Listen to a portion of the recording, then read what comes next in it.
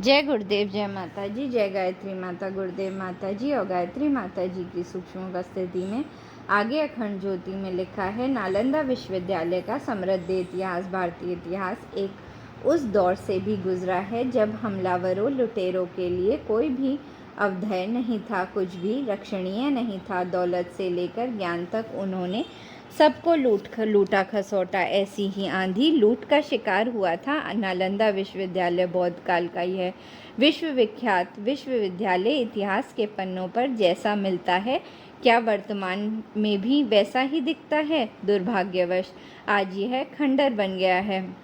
चीनी यात्री हेनसांग के यात्रा वृतांत, जिसका सैमुअल बिल ने सन 1884 में अंग्रेजी में अनुवाद किया, उसको पढ़ने के बाद एक नई दृष्टि मिलती है। वीएस नायपॉल ने कहीं कहा है, जानकारी आपकी आकलन क्षमता बढ़ाती है। हानसेन के यात्रा वृतांत के विस्तृत अध्ययन के बाद वहां जाना एक अलग ही अनुभव देता है। प्राचीन नालंदा विश्वविद्यालय की रोचक जानकारियाँ इसमें हैं। यह वृतांत इस प्रकार है। मठ धू धू कर जल रहा था और तिब्बती साधु धर्मस्वामी नालंदा महाविहार के वयोवृद्ध कुलपति को बचाने के लिए इधर उधर छिपते फिर रहे थे। वे सन 1197 ईस्वी की गर्मियों के दिन थे। आतातियों से उन्होंने अपने कुलपति को तो बचा लिया, किंतु विद्यापीठ को जलने से नहीं बचा सके और नालंदा महाविहार जलकर नष्ट हो गया। बचे रह गए ये खंडर। विचित्र अनुभव है ठहरे हुए पत्थरों के साथ साथ बहते हुए समय को देख पाना। इतिहास किताबों और तारीखों से निकलकर पत्थरों पर बनी आकृतियों, उन पर बैठे पक्षियों, उन पर पसरी अलसाई धूप के साथ मानो चल पड़ता है और तब सहसा बोध होता है कि इतिहास का असली जादू यही तो नहीं है। इन अचल पत्थरों के सामने खड़े खड़े हम सहसा अपने से परे चले जाते हैं। एक ऐसे कालखंड में पहुंच जाते हैं जब हम नहीं थे। किताबों में पढ़े एक एक अक्षर सजीव होकर जैसे हमारे साथ हो लेते हैं। उन्हें भी आक्रमणकारियों ने जला डाला। बहुत सारे अमूल्य ग्रंथ उस आक्रमण में जलकर नष्ट हो गए। नालंदा विश्वविद्यालय के धर्म ग्रंथ नामक विभाग में 3 विशाल ग्रंथशालाएं थीं, जिनमें असंख्य ग्रंथों का दार्शनिक संग्रह था। ग्रंथों का वर्गीकरण, उनके रखने का तरीका, उनके विषय विभाग का विवरण, उनके उपयोग के नियम आदि तब की सुव्यवस्था के सूचक थे। नालंदा विश्वविद्यालय का प्रारंभ एक बौद्ध विहार के रूप में हुआ था। इसमें अनेक स्थविर और भिक्षुगण निवास करते थे। बौद्ध साहित्य में नालंदा का बड़ा महत्व है। नालंदा ने सारिपुत्र और मौदगल्यायन जैसे मनीषियों को पैदा किया। सारिपुत्र भगवान बुद्ध के प्रधान शिष्य थे और उन्हें धर्म सेनापति की उपाधि से विभूषित किया गया था। नालंदा के खंडरों से पूरब की ओर बसा था सारीचक गांव। इसी गांव में सारिपुत्र का जन्म हुआ था। बौद्ध ग्रंथों के अनुसार इसका प्राचीन नामक था। सभ्यवता सारिपुत्र के कारण ही इसका नाम सारीचक पड़ा हो। भगवान बुद्ध नालंदा अनेक बार आए। उन्होंने नालंदा में 1 वर्ष आवास भी किया था। बौद्ध विहार और संघाराम के रूप में नालंदा की कीर्ति भगवान बुद्ध के जीवन काल से आरंभ हो गई थी। 500 व्यापारियों ने इसे 10 कोटी सोने की मोहरों से खरीदकर भगवान बुद्ध को समर्पित कर दिया था। बुद्ध ने 3 महीने तक यहाँ रहकर धर्मोपदेश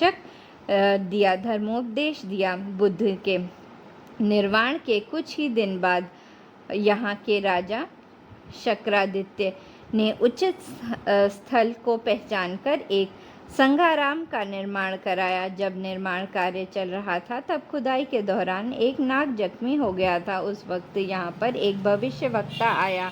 इस घटना को देखकर उसने कहा, यहाँ बहुत उच्च कोटि का स्थान है, यह बहुत उच्च कोटि का स्थल है। अगर आप यहाँ संघाराम बनवाते हैं तो निश्चित ही यह बहुत प्रसिद्ध होगा। दूर दूर तक इसकी ख्याति फैलेगी, 1000 वर्षों तक यह समृद्ध रहेगा। यहाँ के छात्र सभी विषयों में पारंगत होंगे। किंतु एक बात याद रहे, इस नाग के जख्मी होने के कारण यहाँ के अनेक लोगों को खून की उल्टी की बीमारी होगी।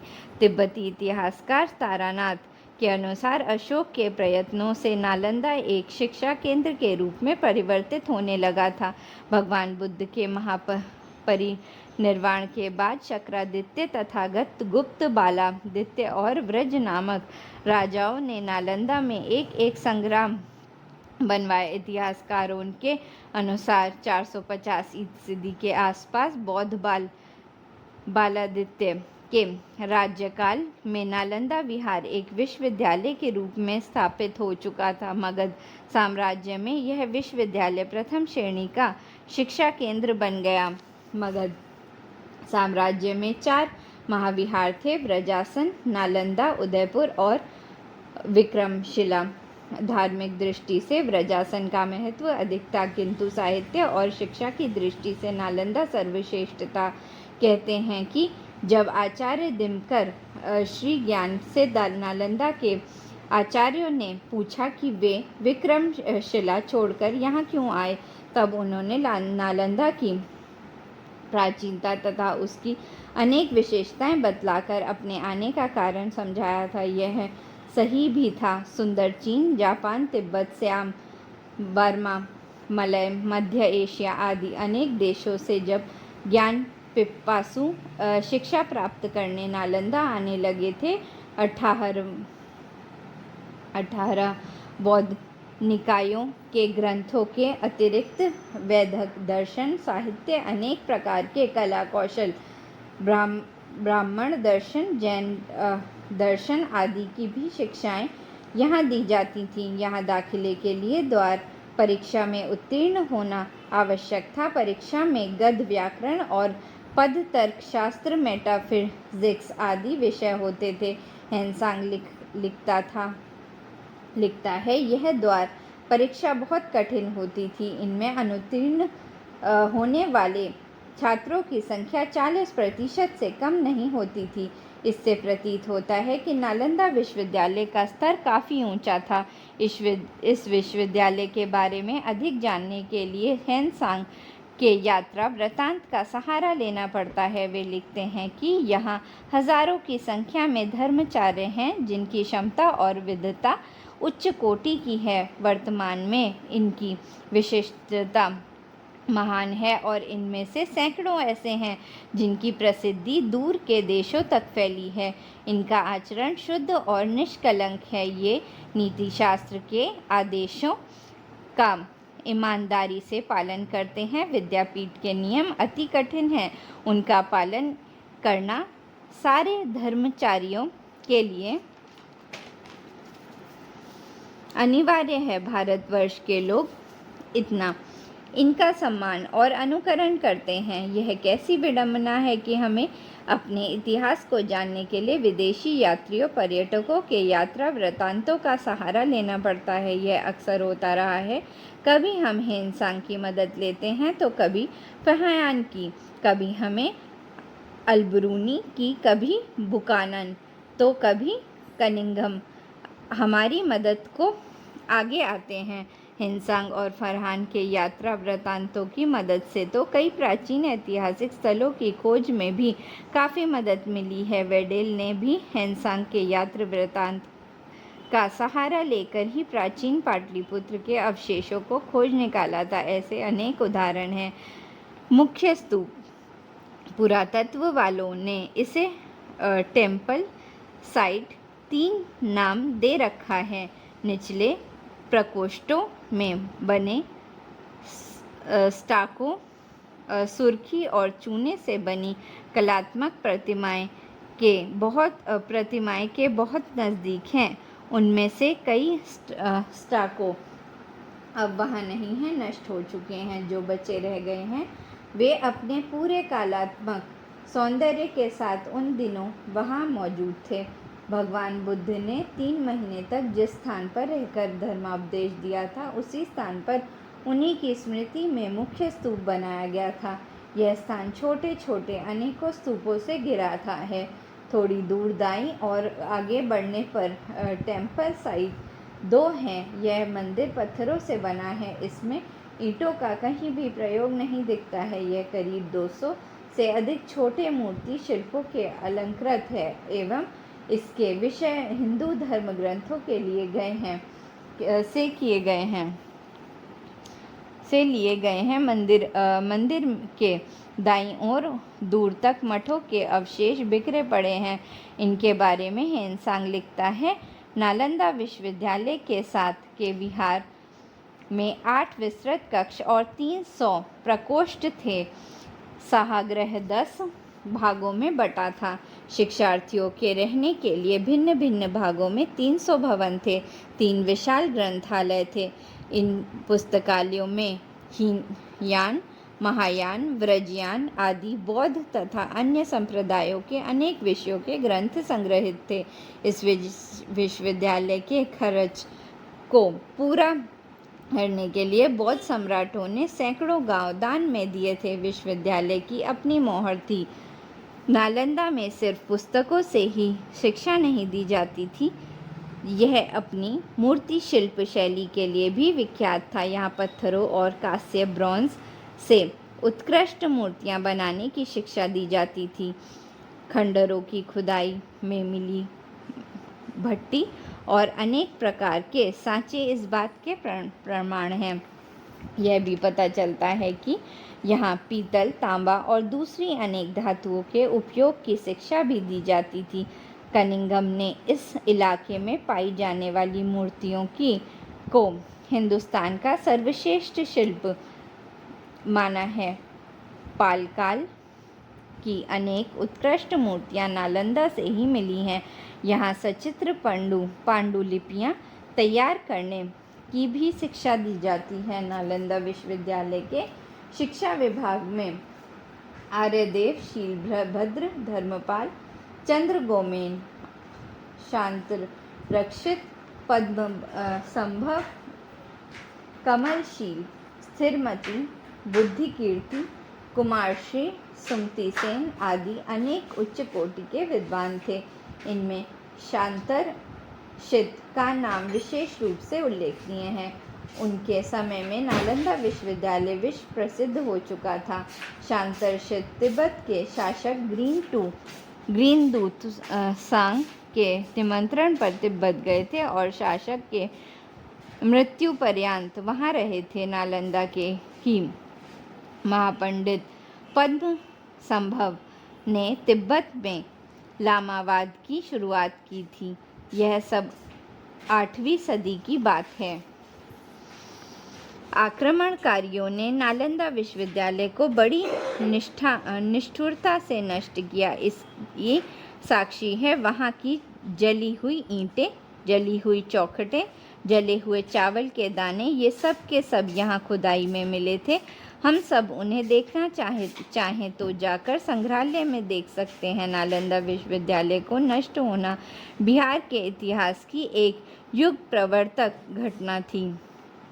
उसने बिहार के इतिहास की दिशा ही बदल दी। सन 1197 ईस्वी में मोहम्मद बिन बख्तियार खिलजी ने बिहार सूबे को अपने अधीन कर लिया था। उसने बड़ी निष्ठुरता के साथ उद्दंतपुर, नालंदा और विक्रमशिला के मठों और विश्वविद्यालयों को नष्ट किया। अमूल्य पुस्तकों को जलाकर राख कर दिया। उसने वहाँ रह रहे धर्माचार्यों एवं छात्रों को भी नहीं छोड़ा। उसने उनकी हत्या करवाई। तो इस तरह 1000 वर्षों तक हिंदुस्तान का गौरव रहा नालंदा महाविहार नष्ट हो गया। 15वीं सदी के तिब्बती इतिहासकार तारानाथ ने लिखा है, बख्तियार ने अपनी इस जीत के प्रतीक के रूप में उद्दंतपुर में एक किले का निर्माण भी कराया। उसकी हिंसकता और असहिष्णुता ने बौद्ध धर्म को अपूरणीय क्षति पहुंचाई।